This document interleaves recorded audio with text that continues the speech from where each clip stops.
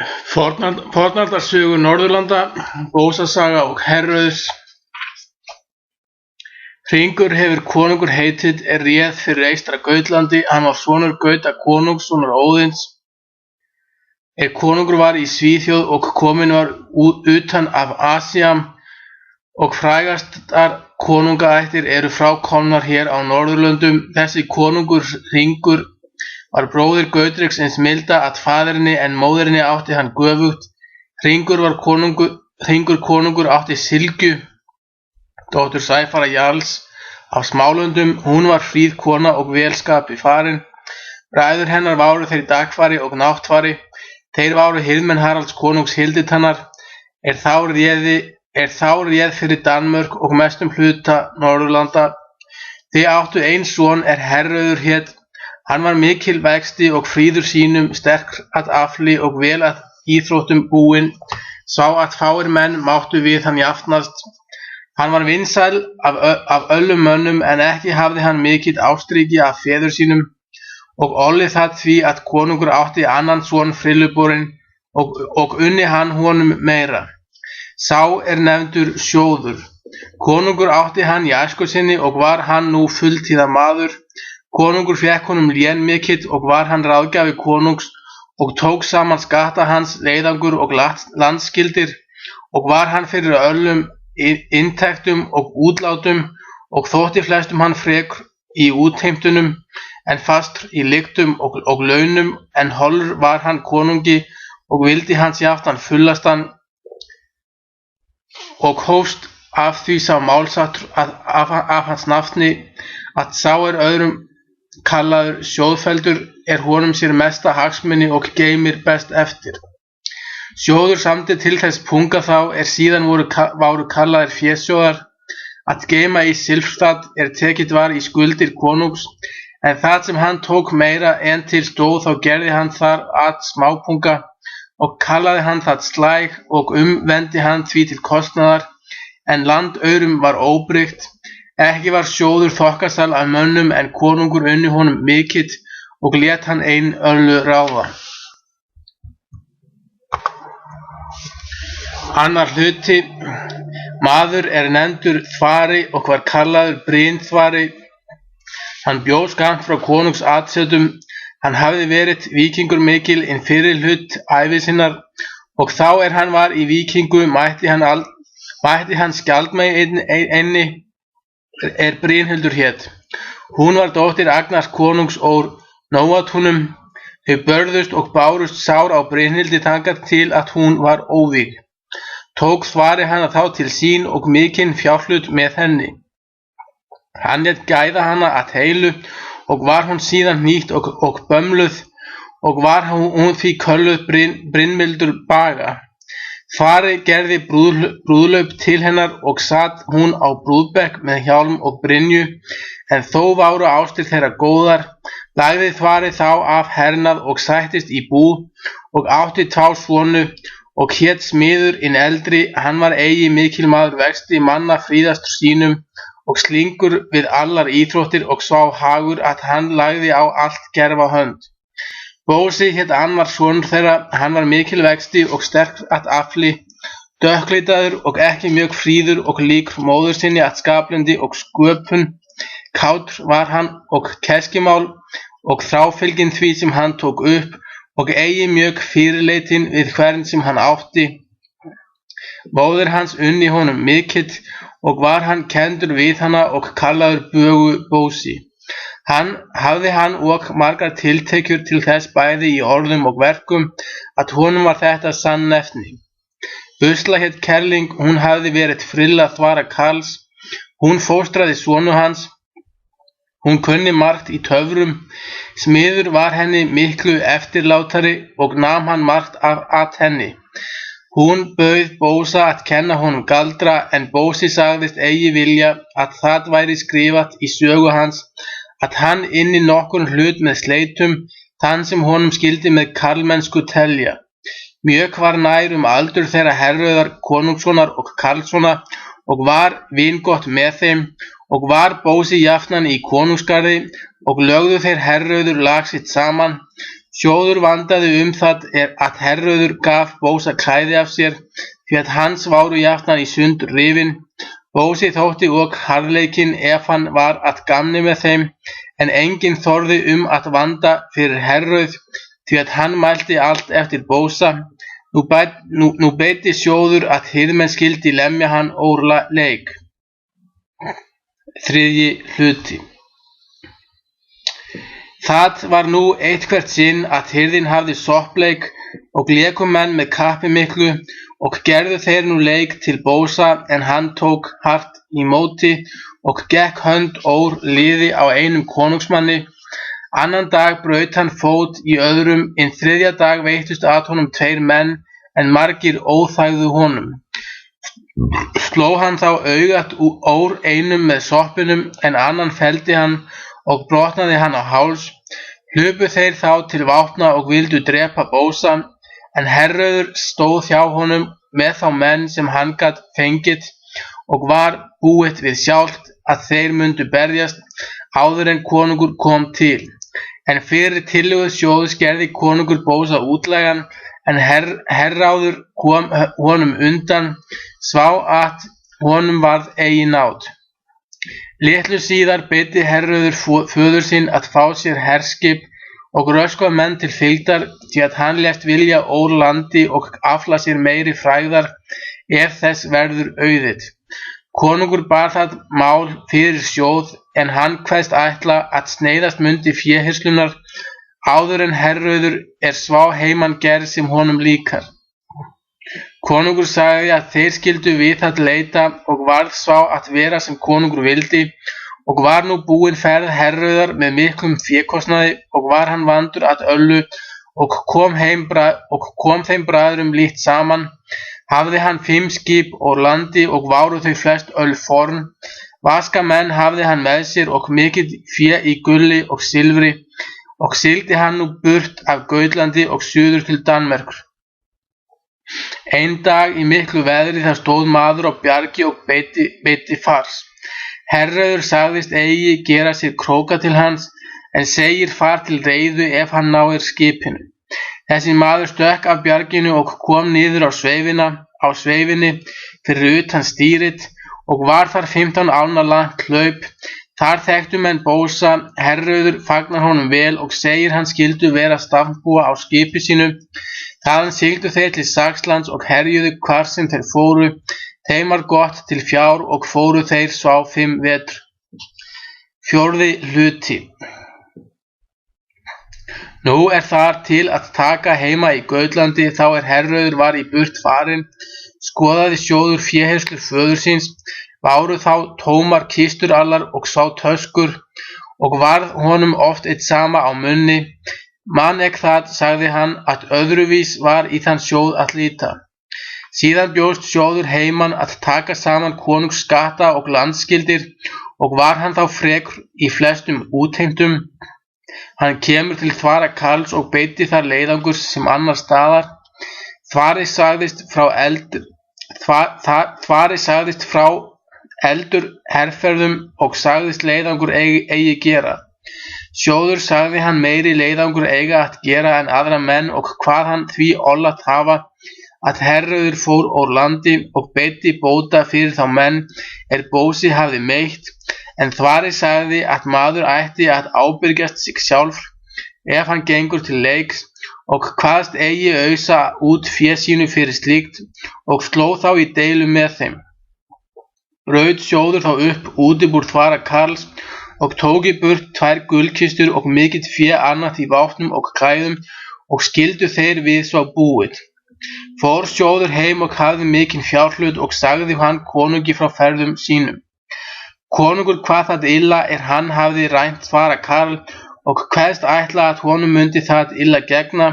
Sjóður kveðst eigi sakast það. Nú að segja frá Herröði og Bósa að þeir búast að sigla heim úr hernaði. Þá hefðu þeir frétt að Sjóður hafði rænt Þvara Karl. Ætlaði Herröður þá að fríða fyrir Bósa og sæta hann við konung. Þeir fengu veður svo mikil að skip þeirra skildust, og týndust þau öll sem Herröður hafði heiman haft, en hann komst með 2 skip í Elfasker, en Bósa rak til Vindlands Einskipa. Þar lá fyrir sjóður með 2 skip, nýkominn úr Austurvegi, og hafði hann keypt konungi dýrgripi, en Bósi vissi það, bað hann menn sína vopnast, og lagði hann til fundar við sjóð og spurði hverju hann vildi bæta, hann hafði rænt fara Karl. Sjóður kvað hann firna djarfan, hann þorði slíkt að mæla, þar sem hann var áður útlagi konungs, og kvað honum vel yfir að láta, ef hann misti eigi meira. Þá tóku hvárutveggju til vopna og sló í bardaga með þeim, og lauk sá að Bósi varð banamaður sjóðs. Gaf hann þá grið þeim sem eftir váru, en tók að sér skipið og allt það á var. En honum gaf byr, siglir hann undir Gautland og fann þar Herrauð fóstbróður sinn, og sagði honum tíðindin, en Herrauður sagði honum að það mundi eigi bæta vinsældir hans við konung, eða hví fórst þú á minn fund, sá nærri mér sem þú hefur höggvið. Vissa, sagði Bósi, að mér mundi eigi tjá að forðast þig, ef þú vildir illu til þín slá, en þóttumst þar allt traust eiga sem þú vart. Kalla má, segir Herrauður, að lítil mannskaði væri að sjóð, þó að mér væri skildur, og mun fara á fund föður míns og freista, ef gæti sætt ykkur. Bósi kvaðst eigi vænta mikil slétta af konungi, en Herrauður sagði að eigi dygði ófreistað. Fór hann á fund föður síns og gekk fyrir hann og kvaddi hann virðulega. Faðir hans tók honum fálega, því að hann hafði frétt áður sameign þeirra Bósa og sjóðs.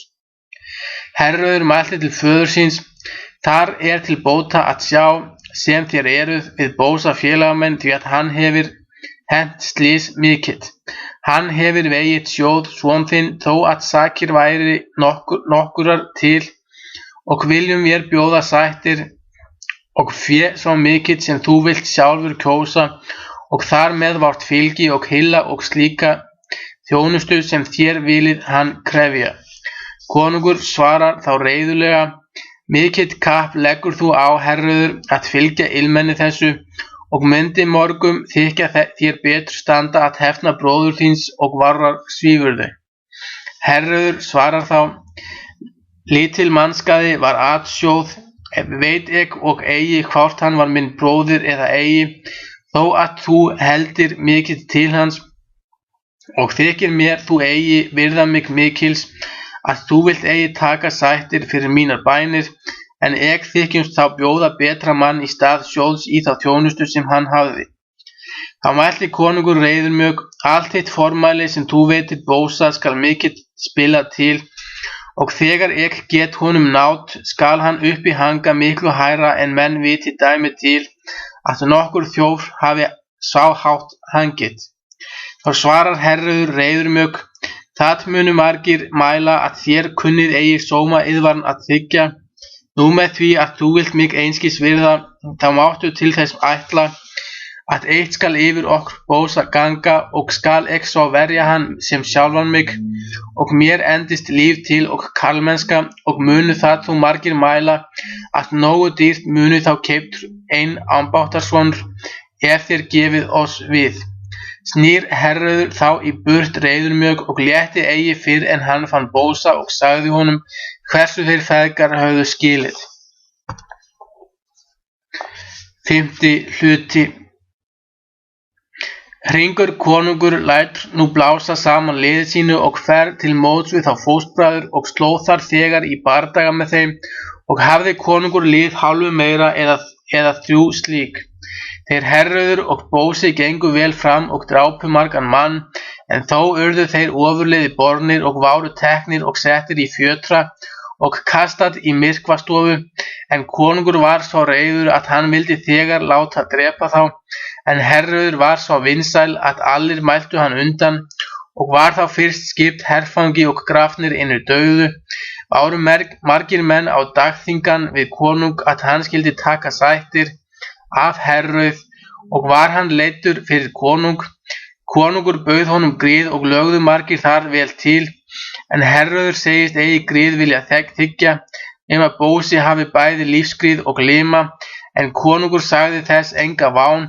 Herrauður sagðist þess manns bani skyldu verða sem réði lífláti Bósa og eigi konungi hlífa heldur en öðrum.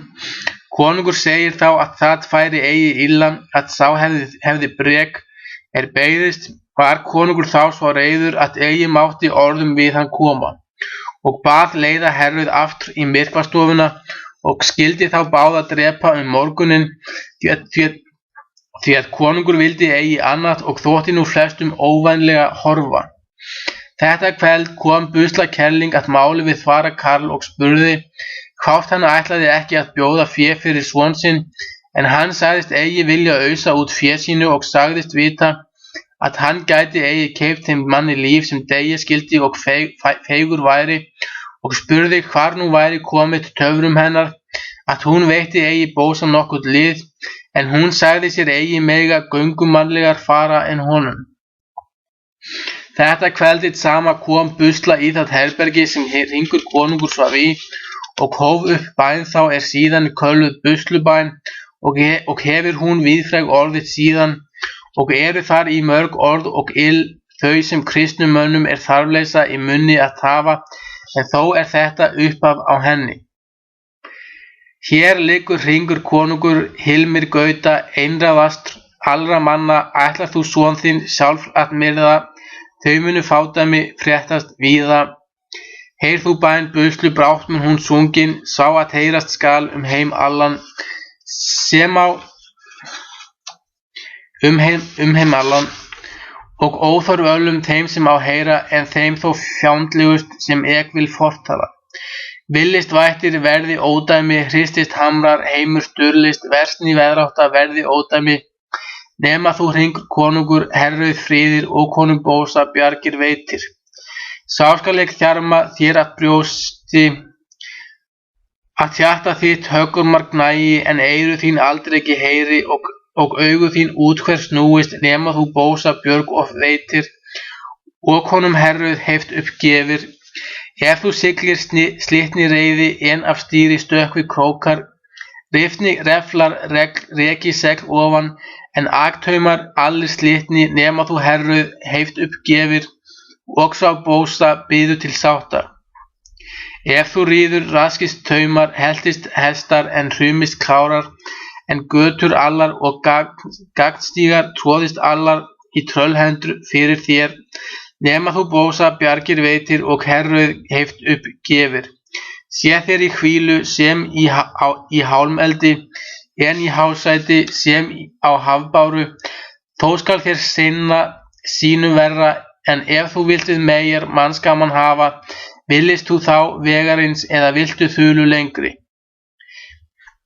Þá svarar konungur, þegi þú vánd vætr og vert í burtu, ellegar mun ek láta meiða þig fyrir forbænir þínar. Sá höfum við nú fundist, segir busla, að við munum eigi skilja, fyrr en ek hefi minn vilja. Konungur vildi þá uppstanda og var hann þá fast við sængina, en smásveinar vöknuðu eigi. Busla lét þá frammi annan þriðjung bænarinnar og mun ek láta það líða að skrifa hana, því að það öllum þarfleysa að hafa hana eftir, eða þó má sá síst eftir hafa hann að hann sé eigi skrifaður, eða þó þetta þar upphaf á. Tröll og álfar og töfranornir, búar bergrisar, brenni þínar hallir, hati þig hrímtursar, hestar streði þig, stráin stangi þig, en stormar æri þig, og vei verði þér nema þú vilja minn gerir. En svo þula var úti, mælti konungur til hennar, fyrr en þú ilmælir mér lengur, þá mun ek gefa herrauði líf, en Bósi fari úr landi og sé dræp, nær ek get hana á hent. Þá skal taka þér fram betur, segir busla, hóf hún þá upp það vers sirpuvers kallat og mest galdur í fólgin og eigi lofað að kveða eftir dagsetr og þetta þar í nærri endanum. Komi hér seggir sex, segð þú mér nöfn þeirra, óbundin, ek mun þér sína, getur þú eigi ráðið, sá að mér rétt þykki, þá skulu þig hundar í helg naga, en sál þín sökkvi í víti.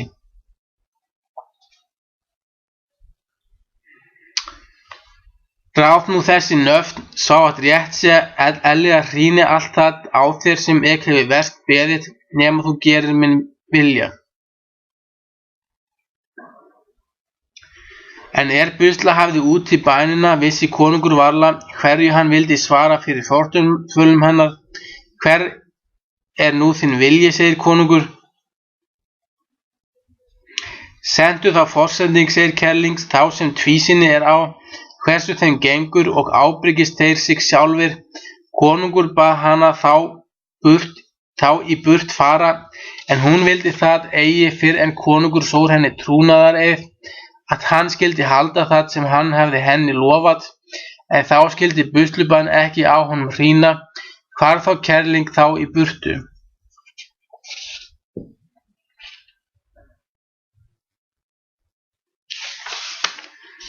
Sjötti hluti. Að morgni dags konungur snemma uppi og lét blása til þings og váru þar þangað leiddir Herröður og Bósi. Konungur spyr þá ráðgjafa sína hvað við þá skyldi gera, en flestir báðu hann vægja við Herröð. Þá mælti konungur til hans, lítils viltu virða mig, segir hann, en nú vil ég gera það fyrir bæn vina minna, að Bósi skal hafa lífsgríð og glíma, og skal hann fara úr landi og koma eigi aftur fyrr en hann fær mér það gamsegg, að skrifat allt með guldstöfum utan og við þá sáttir, en Elías skal hann heita hvers manns níðingur, en Herröður fari hátt hann vil, að fylgja Bósa eða geri hvert ráð fyrir sér sem hann vil, því að eigi munum við samvistum saman vera að sá búnu. Fara þeir þá leystir báðir og fóru þeir þá til þvara Karls og váru hjá honum vetrin, en váraði bjuggu þeir ferð sína úr landi og höfðu eitt skip og á 4 menn og 20, og fóru þeir mjög að tilvísan buslu og héldu þeir í austurveg og komu undir Bjarmaland og lögðu undir ein eyðiskóg. Sjötti hluti. Hárekr hét sá konungur þar réð þá fyrir, hann var kvangaður og átti þá sonu, hét annar Hrærekr en annar Siggeir. Þeir voru kappar miklir og hirðmenn Goðmundar konungs á Glæsivöllum og landvarnarmenn hans. Dóttir konungs hét Edda, hún var fríð sínum og flesta hluti vel kunnandi. Nú að segja frá þeim fóstbræðrum að þeir voru komnir undir Bjarmaland og þann skóg Vínuskógur heitir. Þeir reistu tjald á landi mjög fjarri mannavegum. Morguninn sagði Bósi mönnum sínum að þeir Herröður mundu ganga á land og kanna skóginn og vita hversu þeir yrði vísir, en þér skulu bíða okkar hér mánuð, en ef við komum þá eigi aftur, þá skulu þér sigla hvert sem þér vilið. Mönnum þeirra þótti mikill fyrir þessu, en þó varð sá að vera sem þeir vildu. Síðan ganga þeir fóstbræður á skóginn og höfðu það eitt til matar sem þeir skutu, dýr og fugla, en stundum höfðu þeir ekki nema ber og safa. Skógurinn ónýtti mjög klæði þeirra. Einn dag komu þeir að húsabæ einum, þar stóð Karl úti og klauf skíð. Hann heilsar þeim og spyr þá að nafni. Þeir sögðu til eitt sanna og spurðu hvað Karl hét, en hann kveðst heita Hóketil. Hann sagði þeim til reiðun næturgreiða ef þeir vildu, en þeir þágu það. Karl fylgdi þeim til stofu og var þar fámennt. Húsfreyja var við aldur, dóttur áttu þau væna, og dró hún klæði af gestum og váru þeim fengin þurr klæði. Síðan váru handlögar fram látnar og var þeim reist borð og gefið gott öl að drekka og skenkti bóndadóttir. Bósi leit oft hýrlega til hennar og stéð fæti sínum á rist henni, og þetta bragð lék hún honum. Kveldið var þeim fylgt að sofa með góðum umbúningi. Bóndi lá í lokrekkju en bóndadóttir í miðjum skála, en þeim fóstbræðrum var skipað í stafnsæng við dyr utar. En fólk var sofnað stóð Bósi upp og gekk til sængur bóndadóttur og lyfti klæðum af henni. Hún spyr hver þar væri. Bósi sagði til sín, hví ferð þú hingað, sagði hún, því að mér var eigi hægt þar sem mig var búið og kveðst við vilja undir klæðin hjá henni. Hvað viltu hér gera, sagði hún. Ég vil herða jarl minn hjá þér, segir Bögubósi. Hvað jarli er það, sagði hún. Hann er ungur og hefur aldrei í aflinn komið fyrri en ungan skal jarlinn herða. Hann gaf henni fingurgul og fór í sængina hjá henni. Hún spyr nú hvar jarlinn er. Hann bað hann að taka milli fóta sér en hún kippti hendinni og bað ófagnað eiga jarl hans og spurði hví hann bæri með sér óvæni þetta, sá hart sem tré. Hann kvað hann mýkjast í myrkholunni. Hún bað hann fara með sem hann vildi. Hann setur nú jarlinn í millum fóta henni. Var þar gata eigi mjög rúm en þó kom hann fram ferðinni. Lágu þau nú stund sem þeim líkar áður en bóndadóttir spyr hvort jarlinum mundi hafa tekist herslan. En hann spyr hvort hún vil herða oftar en hún hvað sér það vel líka ef honum þykir þurfa. Greinir þá ekki hversu oft að þau léku sér á þeirri nótt en hins getur að Bósi spyr hvort hún vissi ekki til hvert að leita skildi að gamsæki því sem við fóstbræður erum eftirsendir og gullstöfum ritað utan. Hún kvaðst eigi minna mundu launa honum gullit og góða næturskemmtan en segja honum það sem hann vil vita, en hver var þér svo reiður að þig vil feigan og senda þig forsending? Eigi gengur illt til alls og verður engi frægur af engu, segir hann, eru þeir og margir hlutir að oft snúast til gæfu þó að háskasamlega sé stofnaðir.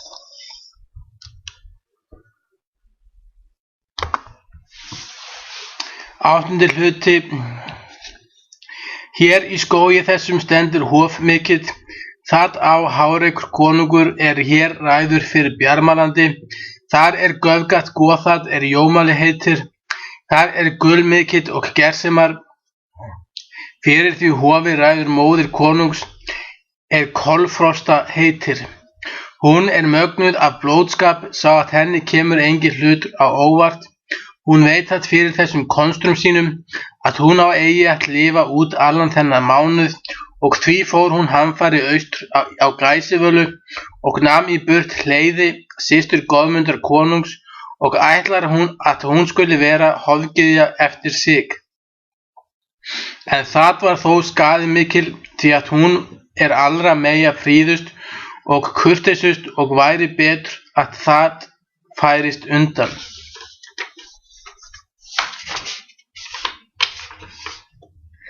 Hvað til vandhæfa í hofinu, sagði Bósi. Gammur þar, sagði hún, sá bölvaður og grimmur að hann drepur allt það fyrir verður hans ódæmum. Hann horfir beint í móti dyrum og þekkir hvað inn kemur og því engu lífs að vænta sem verður fyrir hans klóagangi eða eitri. Þræll ein í hofinu, hann vaktar mat gyðjunni, 2 vetra kvígu þarf hún í mál. Undir þessum gammi egg það sem þú eftir sendur. Griðungur ein í hofinu, trilldur og blótaður. Hann bundinn með járnviðjum, hann skal skjóta kvíguna og blandast þá ólífjan við hana og trillast allir sem af eta. Hann skal matgera fyrir Hleiði konungs systur og verður hún þá líka tröll sem höfðgyðjan var áður. Þú þykir mér óvænt að þú munir sigra óvætti þessa við svo mikinn tröllskap sem að eiga. Bósi þakkar henni nú sögu sína og gerði henni góðan danganda í skemmtana laun. Og fór þá báðum vel og sváfu þau nú allt til dags, en að morgni fór hann til Herrauðar og sagði honum hvað hann hafði frétt og dvöldust þeir þar 3 nætur og sagði bóndadóttir þeim hvað þeir skyldu stefna til hofsins og bað hún vel fyrir þeim að skilnaði, fara þeir nú leið sína. Og ein morgun snemma sá þeir hvar maður fór mikil vexti í grankufli, hann leiddi með sér naut, þeir þóttust vita að það mundi vera þrællinn og stiltu þeir nú að honum. Bósi sló hann kylfuhögg svo stórt að það var hans bani, síðan drápu þeir kvíguna og flógu af henni belg og stöppuðu upp með mosa og lyng. Herrauður fór í kufl þrælsins og leiddi eftir sér kvígubelginn, en Bósi steypti kápu sinni yfir þrælinn og bar hana á baki sér, þangað til að þeir sá hofið. Þá tók Bósi spjót sitt og rak í rass þrælnum og neðan eftir honum endilöngum, sá að oddurinn kom út við herðarnar. Ganga þeir nú að hofinu. Herröður gekk inn í hofið í búningi þrælsins. Hofgyðjan var þá í svefni. Hann leiðir kvíguna á básinn en leysir griðunginn. Hann hljóp upp á kvíguna. Mosabelgurinn var léttur fyrir og rak gryddi höfuðið út á múrinn og braut af sér bæði hornin. Herröður greip þá í bæði eyrun á honum og í granirnar og snaraði hann svá úr hálsliðinum. Þá vaknaði gýrinn og hljóp á fætur. Í þessu kom Bósi inn í hofið og bar þrælinn upp yfir höfði sér á spjótinu. Gamrinn brá nú við skjótt og steypti sér ofan úr hreiðrinu og vildi gleypa hann sem inn var kominn. Svalg hann nú þrælinn ofan að mitti. Bósi þrýsti þá spjótinu svo að það gekk upp í háls gamlinum þar til að stóð í hjartanu. Gamrinn setti nú klærnar í þjóinn á þrælskrokkinum og setti vænghnúfana við eyrað á Bósa, sá að hann fell í óvit. Fell Gamrinn þá ok ofan á hann og váru hans fjörbrot ógurlega mikil.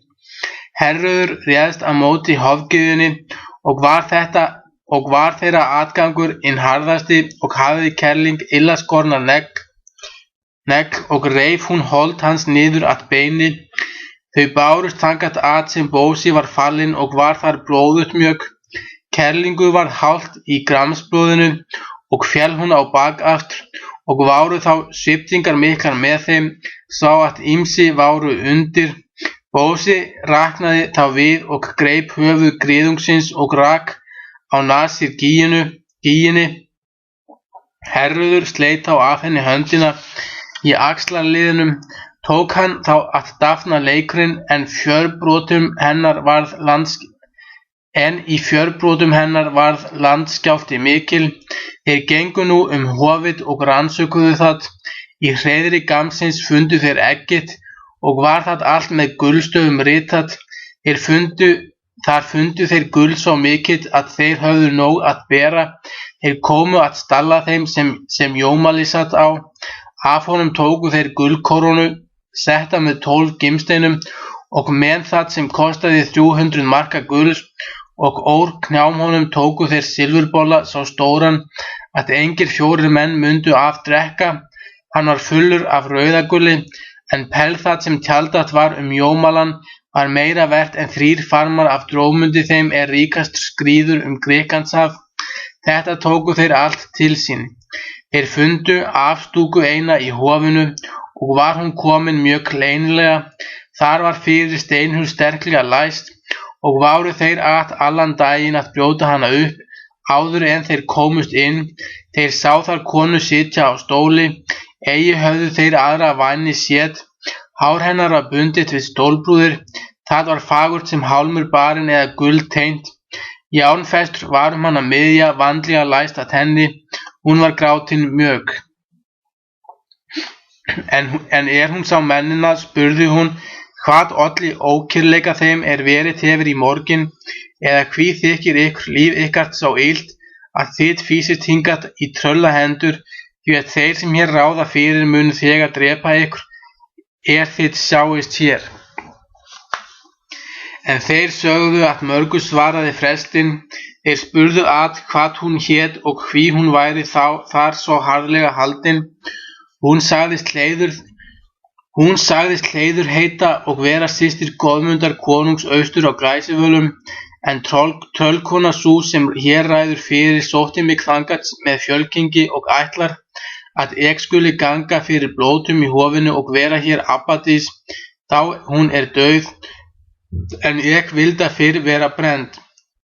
Góð mundir þú vera því manni, segir Herröður, þig frelsaði héðan. Hún segist vita það mundi engi gert geta. Herröður mælti, viltu eiga mig ef ég kem þér héðan? Engan veit ég svo leiðan mennskan mann, segir hún, að ég mundi eigi heldur vilja eiga en að vera blótuð hér í hofinu, eða hvert nafn þitt. Herrauður heiti ég, segir hann, sonur Hrings konungs af Eystra-Gautlandi, en eigi þarft þú að óttast hofgyðjuna, því að við Bósi höfum sungið yfir hausamótum hennar, en til þess máttu ætla að ég þykjumst sæmda af þér verður, ef ég leysi þig héðan. Ekki hefi ég meira í veð að setja en sjálfa mig, segir hún, ef það vili frænda minna. Eigi mun ég til þeirra giftingar leita, segir Herrauður, og vil ég hér engan undandrátt í hafa, því að ég þykjumst í engu þér varboðin og skal leysa þig sem áður. Eigi veit ég þann mann, segir hún, að ég vil heldur eiga en þig af þeim sem ég hefi séð. Þeir leysa hana nú, Herrauður spyr hvort hún vil heldur fara heim með þeim og gera hann brúðhlaup til hennar eða senda hana austur til bróður síns og sjái hún hann aldrei síðan, en hún kjöri að fara með honum og lofaði hvort öðru trú sinni. Eftir það báru þeir út gull og gersemar úr hofinu, en síðan lögðu þeir eld í hofið og brenndu upp að ösku, sá að enga örmul sá nema öskuna, og fóru síðan burt með það sem þeir höfðu fengið, og létu eigi fyrr en þeir komu til Hóketils Karls og dvöldust þar eigi lengi, og gáfu honum fé mikið og báru á mörgum hestum gull og gersemar til skips, og urðu menn þeirra þeim fegnir. 9. hluti. Þessu næst sigldu þeir burt af Bjarmalandi sem byr gaf, og þá eigi getið ferð þeirra fyrr en þeir komu heim í Gautland, og höfðu þeir þá 2 vetur í burt verið. Þeir gengu nú fyrir konung og færði Bósi honum eggið, og var þá brotin rauf á skurninu, og váru þar í 10 merk gulls, og hafði konungur skurnit fyrir borðker. Bósi gaf konungi það kerið hann tók af jómalanum, og váru þeir nú sáttir. Í þennan tíma komu þeir til hirðar konungs dagfari og náttfari, bræður drottningar, og váru þeir sendir af Haraldi konungi Hilditön í Lisbon, því að þá var settur tími til bardagans á Brávölum, en mestur hefur verið á Norðurlöndum, sem segir í sögu Sigurðar Hrings, föður Ragnars Loðbrókar. Hringur konungur bað Herrauð fara fyrir sig, en kveð skildu geyma brúðar hans á meðan, og skildu þeir þá vera sáttir allt það sem þeirra hafði í millum farið. Herrauður gerði nú sem hans faðir beitti, og fóru þeir Bósi með þeim bræðrum með 500 manna og fundu Harald konung. Í þessi orustu fell Haraldur konungur og með honum 15 konungar annars 100, sem segir í sögu hans, og margir aðrir kappar þeir sem konungum váru meiri. Þar fellu þeir dagfari og náttfari, en þeir Herrauður og Bósi urðu báðir sárir og komust þó báðir úr bardaganum. Þá höfðu orðið þau umskipti í Gautlandi, sem síðar mun sagt verða meðan þeir váru á burtu. 10. hluti. Nú af því að eigi má í senn segja meir en eitt, þá verður nú það að skýra sem fyrr hefur til borið í sögunni, og það nú til að taka fyrst að Hleiður, systir Goðmundar konungs, hvarf í burt af Gæsivölum, og sem konungur saknar hennar, lætur hann leita hennar bæði á sjó og landi, og kunni hana engi upp að frétta. Þeir bræður váru þá með konungi Hrærekur og Siggeir. Konungur bað Siggeir bindast fyrir eftirleit Hleiðar og vinna það til eiginorðs við hana. Siggeir kvaðst ætla að það myndi eigi auðvelt að finna hana, ef hofgyðjan á Bjarmalandi vissi ekki til hennar.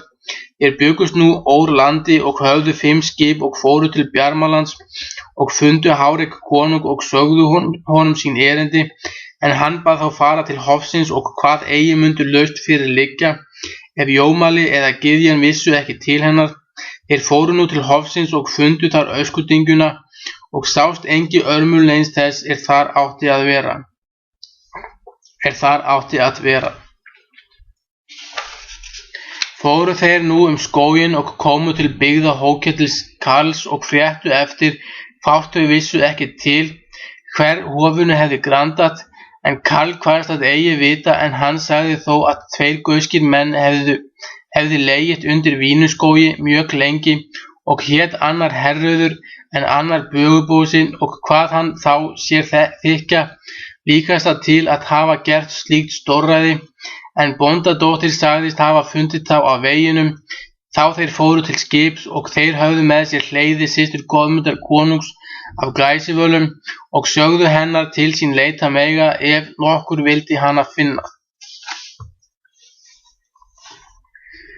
Og sem þeir urðu þessa vísir, sögðu þeir þetta konungi, og söfnuðu þeir nú liði allt Bjarmaland, og fengu þar 3 skip og 20, og sigldu síðan til Gautlands, og komu þar þann tíma sem þeir fóstbræður váru í bardagunum á Brávölum, og var Hringur konungur fámennur heima, og buðu þeir honum þegar bardaga eða gefa upp menna.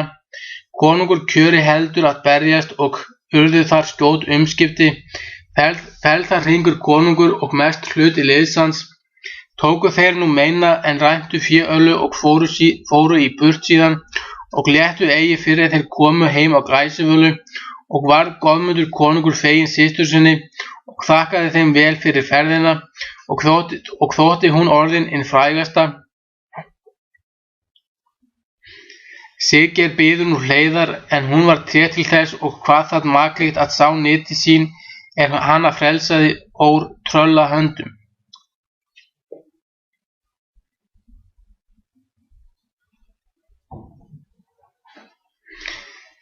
Konungur kvað Siggeir vel hafa til hennar unnið, og segist eigi að ráða gifting hennar, og skal eigi útlendum höfðingjum gagnast að eiga þig, ef þú vilt eigi várum ráðum hlíta, og var nú sá að vera sem konungur vildi, og látum þá nú búast við brúðhlaupi sínu, því að þeir hyggja nú gott til sín, en það mætti verða að beinaspjöl yrðu á boðinu. 11. hluti. Þar nú til máls að taka að þeir Herröður og Bósi komu heim í Gautland hálfum mánuði síðar, en þeir Siggeir sigldu í burt.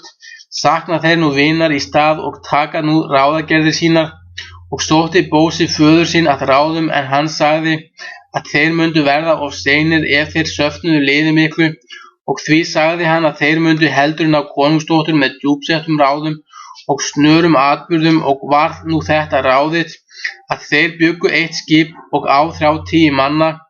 Smiður skyldi nú fara með þeim og hafa alla forsögn þeirra ferð. Karl lagði þeim mörg ráð og þau busla. Sigldu þeir nú þegar þeir voru búnir. Smiður hafði byr ávallt þá hann stýrði, og varð þeirra ferð með meira flýti en líkindi mundi á þykja, og komu þeir nú vánum bráðara austur á Glæsivölu, og lögðu skipi sínu undir hinn eyðiskóg. Smiður hafði hulinsjálm yfir skipi þeirra. Þeir gengu á land upp Herröður og Bósi. Þeir komu að Húsabæ litlum og Kyrfilugum. Þar bjó Karl og Kerling. Þeir áttu dótturvæna og vel kunnandi. Bóndi bauð þeim næturgreiða. Það þágu þeir. Þar váru góð híbýli. Þeim var unnin góður beini og váru tekin upp borð og gefið munngát að drekka. Bóndi var fálátur og óspurul. Bóndadóttir var þar mannúðugust og skemmti hún gestum. Bósi var glaðkátur og gerði henni smáglingrur. Hún gerði honum og sá í móti. Kveldið var þeim fylgt að sofa, en þegar að ljós var slokkið, þá komu Bögubósi þar sem bóndadóttir lá og lyfti klæði af henni. Hún spurði hvað þar væri, en Bögubósi sagði til sín. Hvað viltu hingað, sagði hún. Ég vil brinna fóla mínum í vínkeldu þinni, sagði hann.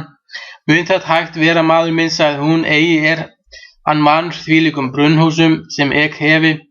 Ég skal leiða hann að fram, sagði hann, og hrinda honum á kaf ef hann vil eigi öðruvísi drekka. Hvar fólinn þinn, hjartavinnurinn minn, sagði hún. Á millum fóta þér, ástin mín, hvað hann, og takk þú á honum og þó kyrrt, því að hann mjög stygg. Hún tók nú göndulinn á honum og strauk og mælti. Þetta fimnugur fóli og þó mjög rétt hálsaður.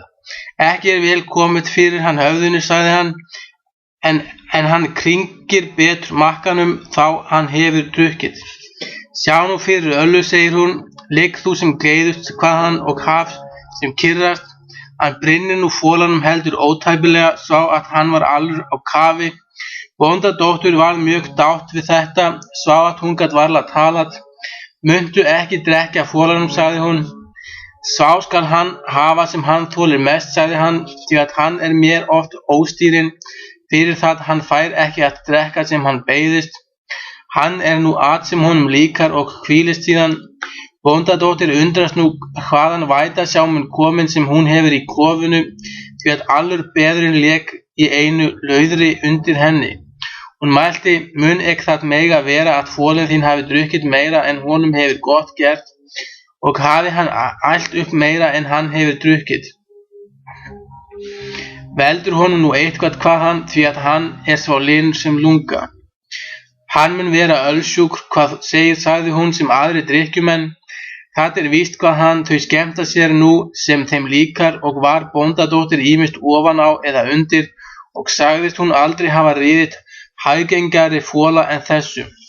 Og eftir margan gamanleik spyr hún hvað manni hann sé, en hann segir til eitt sanna og spurði á móti hvað þar væri títt í landinu, og hún segir að það væri nú nýjast að þeir bræður Hrærekur og Siggeir hefðu náð hleiði konungssystur en drepið Hring konung í Gautlandi, og sá þeir nú frægir orðnir af för þessi að engir þykja nú þeim líkir í Austurvegi, og hefur konungur gefið systur sína Siggeir, og það þó á móti hennar vilja, og á nú brúðlaupið að vera innan 3 nátta, en þeir svo varir sig að þeir hafa njósn á hverri götu og í hverri höfn, og má þeim ekki á óvart koma, en þeim þykir aldrei örvant, nær þeir Herröður og Bósi koma að vitja meiarinnar. Konungur hefur látið gera sér höll svo mikla, að á henni 100 dyra, og jafnt langt í millum allra 100 manns má rúmlega sitja í millum hverra dyra.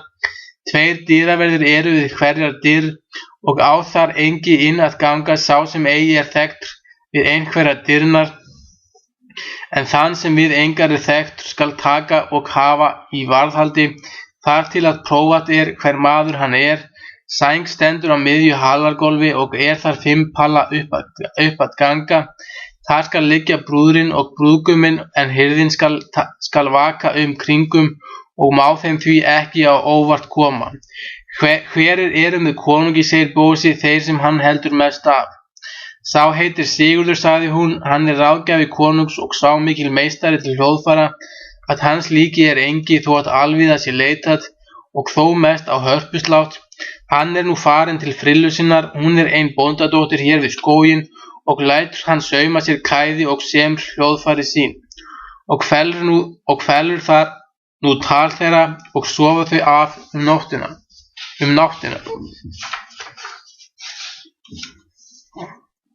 12. hluti. Morguninn snemma kemur Bósi til Herröðar og segir honum hvað hann hefur frétt náttina, og síðan bjugust þeir frá bónda og gaf Bósi dóttur hans fingurgul, og fóru þeir nú að tilvísan hennar, þar til að þeir sá þann bæ Sigurður var á. Þeir sá nú hvar hann fór og svein með honum og stemdu heim til hallarinnar. Þeir gengu nú á veginn fyrir Sigurð. Bósi rak spjótið í gegnum hann, en Herröður kyrkti sveinin til bana. Síðan fló Bósi belg af þeim báðum og fór síðan til skips, og sögðu smið hvað þeir höfðu afrekað. Þeir gerðu nú ráð sín. Smiður færði Bósa í aðra nágrímuna, en fór sjálfur í aðra og í þann búning sem sveinin hafði haft, en Bósi í þann Sigurður hafði átt. Þeir sögðu Herröð fyrir allt hversu hann skyldi bera sig að, og fara þeir nú heim til borgarinnar og komu að þeim hallardyrum sem Goðmundur konungur var fyrir. Þóttist hann þar kenna Sigurð og fagnar hann honum vel, og leiðir hann inn, og tók hann þegar við féhöllum konungs og ölgögnum og kjallara, og hefur skipan á hvert öl fyrst skal ganga, og segir byrlurum fyrir hversu ákast þeir skulu skenkja. Sagði hann að það varðar mestu að menn verði eitt fyrsta kveld sem drukknastir, því að þar eimir lengst af. Þessu næst var höfðingjum í sæti skipað og brúðurin inn leidd og á bekk sett og með henni margar meyjar hæverskar. Goðmundur konungur sat í hásæti og brúðguminn hjá honum. Hrærekur þjónaði brúðgumnum. Eigi greint hversu höfðingjum var skipað, en þess getur að Sigurður sló hörpu fyrir brúðunum, en minni váru inn borin, sló Sigurður svo að menn sögðu að eigi mundi fást hans líki, en hann kvað þar lítið mark að fyrst. Konungur bað hann eigi af spara, og sem inn kom það minni sem signað var Þór. Þá skipti Sigurður slagina og tók þá að ókyrrast allt það sem laust var, knífar og bordiskar og allt það sem engi hélt á, og fjöldi manna stukku upp úr sínum sætum og léku á gólfinu, og gekk þetta langa stund. Því næst kom það minni inn helgat var öllum ásum. Sigurður skipti þá enn slagina og stilti þá svo hátt að dvergmála hvað í höllunni. Stóðu þá upp allir þeir sem inni váru nema brúðguminn og brúðurinn og konungurinn, og var nú allt á ferð og för innan alla höllina, og gekk því langa stund. Konungur spyr nú hvort hann kann nokkuð fleiri slagi, en hann segir eftir vera nokkurra smáleika og bað fólkið hvílast fyrst. Settust menn nú til drykkju, sló hann þar gígarslag og drömbuð og hjarrandahljóð. Því næst kom inn Óðins minni. Þá lauk Sigurður upp hörpunni. Hún var svo stór að maður mátti standa rétt í maganum á henni. Hún var sem á gulsæi. Þar tók hann upp hvíta grófa gulsaumaða. Hann sló nú þann slag sem faldafeikir heitir, og stukku þó faldarnir af konunum, og léku þeir fyrir ofan þvertrén. Stukku þá upp konurnar og allir mennirnir, og engin hlutur var þá sá að kyrrð þoldi. En þetta minni var afgengið, kom inn það minni signað var Freyju, og átti það síðast að drekka. Tók Sigurður þá þann streng lá þvera strengina, og bað konung búast við rammaslag, en konungi brást svo við að hann stökk upp og svá brúðguminn og brúðurinn, og léku nú engir vakrara en þau, og gekk þessu langa stund. Smiður tók nú í hönd brúðinni og lék allra vakrast. Hann tók borðbúnað af stólnum og kastaði upp í sængina þegar hann sér færi á. En frá Herröði það að segja að hann lætur menn sína meiða öll þau skip sem með sjónum váru, svo að ekki var sjófært. Suma hafði hann heima í borginni, og báru þeir til sjóvar, gull og gersemar, smiður hafði lagið þeim til handargags. Var nú mjög húmat. Sumir váru uppi á höllunni og skynjuðu hvað inni var, og drógu út gluggann það sem upp var kastað í sængina, en sumir færðu til skipa og snéru stöfnum frá landi.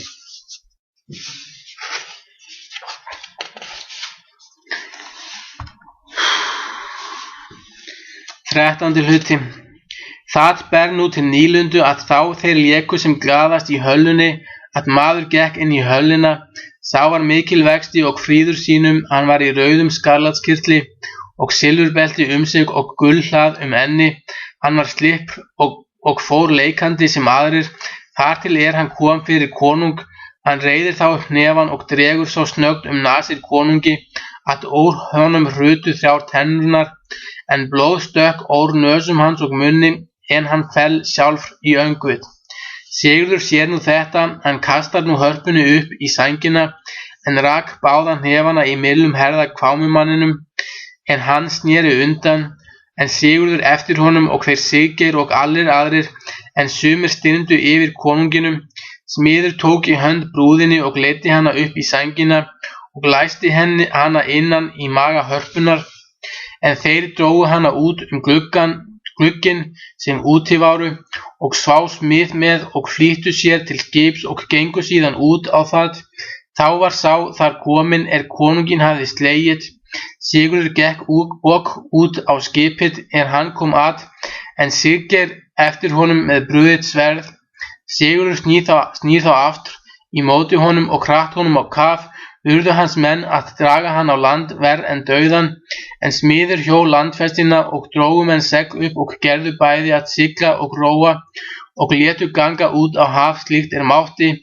Hrærekur hljóp til skips og margir menn aðrir með honum, en skipum var fram hrundið, féll þar inn kolblár sjór og urðu þeir að landi að leggja og urðu að hafa sitt hugarmót svo búið, báru og allir menn verr en ráðlausir af drykkjuskap. Konungur raknar nú við og var þó lítils máttar og leituðu menn við að næra hann, en hann var mjög máttdreginn. Snerist nú veislan í súd og sorg, en þá konungur hrestist, gerðu þeir ráð sín og kom þeim það saman að slíta eigi fjölmenninu og búast sem skjótast að fara eftir þeim fóstbræðrum. Og látum þá nú búast, en víkjum sögunni aftur til þeirra kaupmanna að þeir sigla þangað til að vegir skiljast og annar lá til Bjarmalands. Þá bað Bósi herruð sigla heim til Gautlands, en hann kvaðst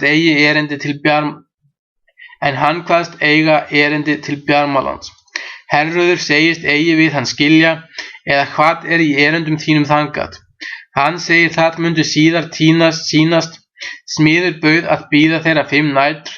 Bósi sagði að þeim mundi það vel duga, og fóru þeir nú á bátnum til lands 2 saman og földu bátinn í leyni nokkuru, en þeir gengu til byggða þar sem Karl bjó og Kerling, þau áttu dótturvæna. Þar var vel við þeim tekið og gefið gott vín að drekka kveldið. Bögubósi leit hýrlega til bóndadóttur, en hún var mjög tileigð til hans á móti. Litlu síðar fóru menn til svefns. Bósi kom til sængur bóndadóttur, hún spyr hvað hann vil. Hann bað hann að hólka stúfa sinn. Hún spyr hvar hólkurinn væri. Hann spurði hvort hún hefði engan. Hún sagðist engan hafa þann sem honum væri hæfilegur. Ég get rýmt hann þó að þröngur sé, sagði hann. Hvar stúfinn þinn, sagði hún, ég get nærri hvað ég má ætla hólkborunni minni. Hann bað hann að taka á millum fóta sér. Hún kippti að sér hendinni og bað ófagnað eiga stúfa hans. Hverju þykir þér þetta líkt, sagði hann. Pundaraskafti föður míns og sé brotin aftan af því kringlan. Tilfindin ertu, sagði Bögubósi, hann dró gull af hendi sér og gaf henni. Hún spyr hvað hann vil á móti hafa. Ég vil sponsa traus þína, sagði hann. Ekki veit ég hvernig það segir hún. Ligg þú sem breiðast hvað hann. Hún gerði sem hann bað, hann fer nú á millum fótana á henni og leggur síðan neðan í kviðin á henni, sátt allt gekk upp undir bringspölu. Hún brá við hart og mælti, þú hleyptir inn sponsinu augat karlmaður, hvað hún, ég skal ná því ór aftur, segir hann, eða hversu var þér við? Sá dátt sem ég hefði drukkið ferskan mjöð, hvað hún, og haf þú sem vakrast í auganu þveilin, sagði hún. Hún sparir nú ekki af þar til að hana veldi alla, svá að henni lá við að krýja og bað hann þá að hætta. Þau tóku nú hvíld og spyr hún nú hvað manna hann væri. Hann sagði eitt sanna og spyr hvort hún væri nokkuð í kærleikum við Eddu konungsdóttur. Hún sagðist oft koma í skemmu konungsdóttur og vera þar vel tekin. Ég mun hafa þig að trúnaðarmanni, sagði hann, og vil ég gefa þér til 3 merk silfurs að þú komir konungsdóttur í skóginn til mín. Hann tók nú úr pungi sínum 3 valhnetur. Þær váru sem á guldsæi. Hann fekk henni þær og bað hann að segja konungsdóttur að hún vissi þann lund í skóginum að slíkar hnetur væri nógar. Hún sagði konungsdóttur eigi upp orpna fyrir einum og sagði henni fylgja að jafnaði gelding þann skálkur heitir og svo sterkur að hann hefur 12 karla afl, hvað sem reyna þarf. Bósi kvaðst það eigi hirða ef ekki væri við fleirum að sjá. Morguninn snemma fór hún að finna konungsdóttur og sýnir henni gullhnetrunar og sagðist vita hvar slíkar mætti nógar finna. Förum þangað sem fyrst, segir konungsdóttir, og þrælinn með okkur. og sá gera þau. Þeir kompanar váru nú komnir í skóginn og snúa til móts við þau. Bósi heilsar jungfrunni og spyr hví hún fer svo einmana. Hún hvað eigi hættlegt það. Það nú sem takast vil, segir Bósi, og ger nú hvort þú vilt. Að fara með mér viljug eða geri ég skyndi brúðhlaup til þín hér í skóginum. Þrælinn spyr nú hver gaur sé firna djarfur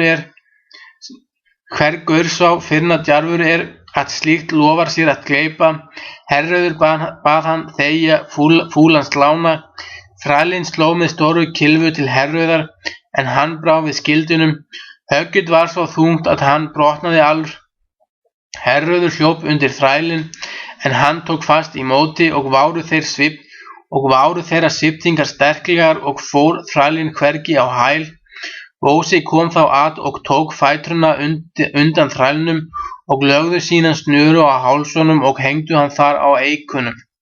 Síðan setti Bósi konungsdóttur á handlegg sér og bar hana til skips og létu frá landi og fóru þar til þeir fundu smið. Konungsdóttir barst lítt af, en þegar smiður hafði orðið hana, tók af henni allan óhug og sigldu heim í Gautland.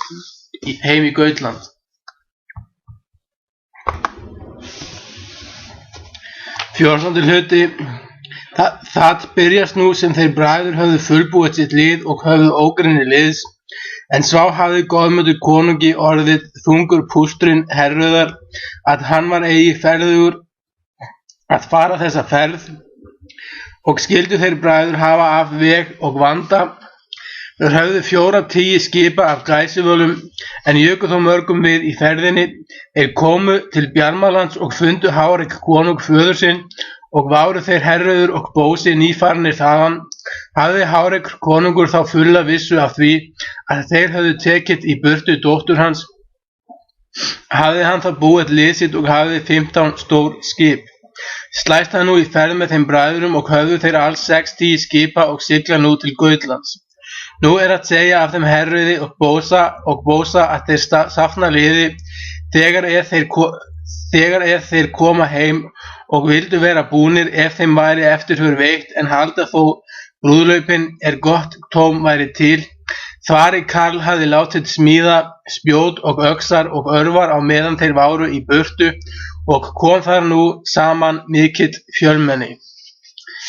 Þeir frétta nú að þeir váru við land komnir Hárekur konungur og synir hans, og var nú eigi þusulaust. Lét Herrauður nú leggja út skipum sínum á móti þeim. Hafði hann lið mikill og frýtt og þó miklu minna en þeir Hárekur. Lagði sínu skipi á móti konungi smiður Þvarason, en Bósi móti Hræreiki, Herrauður á móti Siggeiri, og þurfti þar eigi að sökum að spyrja, og tekst með þeim bardagi mjög harður, og váru hváru tvekju innir áköfustu. Og bardaginn hafði eigi lengi staðið, réð Siggeir til uppgöngu á skip Herrauðs, og varð skjótt mannsmanni. Sniðil hét stafbúi Herrauðar. Hann skaut spjóti að Siggeiri. Hann tók spjótið á lofti og skaut aftur að þeim sendi. Spjótið flaug í gegnum sniðil og svo langt í skipstafnin að hann misti hann þar við. Herrauður sneri nú í móti Siggeiri og leggur til hans með atgerð, svo að gekk í gegnum skjöldin. En Siggeir snaraði svo hart skjöldin að Herrauði varð laus atgerðin, en hann hjó til Herrauðar og kom á hjálminn og tók af fjórðunginn og fylgdi þar í hægra eyrað. En Herrauður greip upp eina stóra ruddu af þyljunum og laust á nasir honum, sá að hjálmblikið gekk að andlitinu og brotnaði í honum nefið og ór honum allar tennurnar, og stökk hann öfugur aftur á skip sitt og fell þá í óvit og lá mjög lengi. Smiður barðist drengilega. Hárekur konungur komst upp á skip hans við 12 mann og riðst fast. Smiður snýr nú á mót honum og hjó til hans með saxi því sem busla kerling hafði gefið honum, því að hann byttu eigi atkvæðalaus vopn. Höggið kom framan þverar tennurnar og brotnuðu þær ór honum allar. Gómbeinið brotnaði og varrirnar sprungu báðar og hljóp þar ór blóð mikill. en við þetta högg brá honum svo að hann varð að flugdreka og spjó eitri yfir skipið og fengu margir menn bana. Hann steypti sér niður að smið og gleypti hann og svelgir honum niður í sig. Þeir sáu nú hvar fugl fló á landi ofan, sá skergýpr heitir, hann hefur höfuð svo mikill og hræðilegt að honum jafnað til fjándans og réðst á móti drekanum og var þeirra atgangur hræðilegur, en svá lauk þeirra viðskiptum að þeir fellu báðir niður og fell skergýprinn niður í sjóinn, en drekinn kom niður í skipi Siggeirs. Herröður var þá kominn og lét ganga kylfuna á báðar hendur. Hann sló til Siggeirs og kom höggið undir eyrað og brotnaði í honum allur hausinn, en hann hraut fyrir borð og kom aldrei upp síðan. Hárekr konungur raknar nú við og varð að einum gelti og greip til Herröðar með tönnunum og greip af honum alla brynjuna og festi tennurnar í brjóstinu á honum og greip af honum báðar geirvörturnar niður að beini, en hann hjó í móti á trýnið á geltinum og tók af fyrir framan augun. Var Herröður þá svo móður að hann fell á bakaftur, en galtinn tráð hann undir fótum sér, en gat eigi bitið af var trýnið. Þá kom að Graduns hundtík mikil á skipið og hafði stórar vígtenn. Hún reif gat á nárunum á geltinum og rakti þar út þarmana og hljóp fyrir borð, en Hárekr var þá í mannslíki og steypti sér fyrir borð eftir henni og sukku þau til grunna og kom hvorki upp síðan, og þótti mönnum sem það mundi verið hafa busla kerling, því að hún sást aldrei síðan. 15. hluti. Vögubósi nú komin upp á skip Hræreks og barðist aldrengilega. Hann sá hvar faðir sinn flaut með borðinu mjög máttdreginn, stökk hann nú fyrir borð og hjálpaði honum og kom honum upp í skip sitt. Þá var Hrærekr kominn á skipið og hafði drepið margan mann. Bósi kom þá upp á skipið og var mjög móður, en þó réðst hann í móti Hræreki og hjó í skjöld hans og klauf hann allan niður í gegnum og af honum fótinn í ristarliðnum. Sverðið kom í vindásinn og stökk sundur í miðju. Hrærekr bjó á móti, Bósi snerist undan á hæli, sverðið slapp af hjálminum og niður á herðarnar og reif af honum alla brynjuna og fekk hann sár á herðablöðunum og gekk sá niður allt bakið, að öll klæðin rifnuðu af honum, sá að hann var nakinn allur eftir og af vinstra fæti hælbeinið. Bósi þreif upp ásinn, en Hrærekr vildi þá hlaupa fyrir borð. Bósi sló hann í sundur við hálstokkinum, sá að sér fell hvár hluturinn, var nú og fallinn mest hluti liðs þeirra þeir þágu grið sem eftir lifðu. Þeir kanna nú lið sitt og var eigi eftir meir en 100 manns liðfært og áttu þeir fóstbræður nú miklum sigri að trósa, skiptu menn og herfangi, en þeir váru græddir sem græðandi váru. 16. hluti. Síðan byggust þeir við brúðlaupum sínum Herröður og Bósi og skorti nú eigi tilföng bæði nóg og góð og stóð veislan mánuð og váru menn með virðulegum gjöfum á burt leystir. Tók Herröður þá konungsnafn yfir öllum þeim ríkjum sem faðir hans hafði stýrt.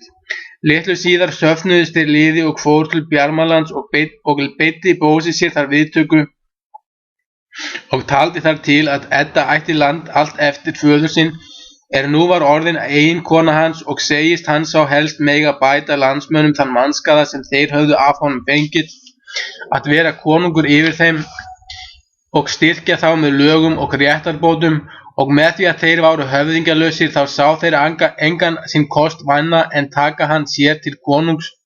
Var Edda þeim kunnig áður að öllum góðum síðum, gerðist Bósi nú konungur yfir Bjarmalandi. Hann átti son við frillu sinni þeirri hann herti jarlinn hjá, sá hét Sviði inn Sóttjarfi, hann var faðir Vilmundar viðutan. Bósi fór austur á Græsivölu og sætti þá Goðmund konung og Herröð. Þau hleiður unnust mikill, þeirra dóttir var Þóra Borgarhjört, Ragnar Loðbrók átti. Sá hefur sagt verið að í gaman Í gamsegginu því sem þeir sóttu til Bjarmalands hafi fundist yrmlingur sá gulls litur var á, og gaf Herröður konungur honum hann dóttur sinni í tannfé, en hún lét leggja gull undir hann, og óx hann svo mikið að hann lá í hring skemmu hennar og varð svo grimmur að enginn þorði nærri honum að koma nema konungur, og sá honum færði mat. Uxagamla þurfti ormurinn í mál og þótti hann hinn mesta meinvættur. Heitstreymdi Herröður konungur þess að gifta þeim einum manni Þóru dóttur sína, en þyrði að ganga í skemmuna til máls við hana og afréði orminn. En það þorði enginn fyrr að gera en til kom Ragnar, sonur Sigurðar hrings. Sá Ragnar var síðan kallaður Loðbrók og tók hann nafn af klæðum sínum. Hann við að gera sér þá hann mann orminn. Og ljúkum mér hér nú sögu Bögu Bósa. Og ljúkum mér hér nú sögu Bögu Bósa.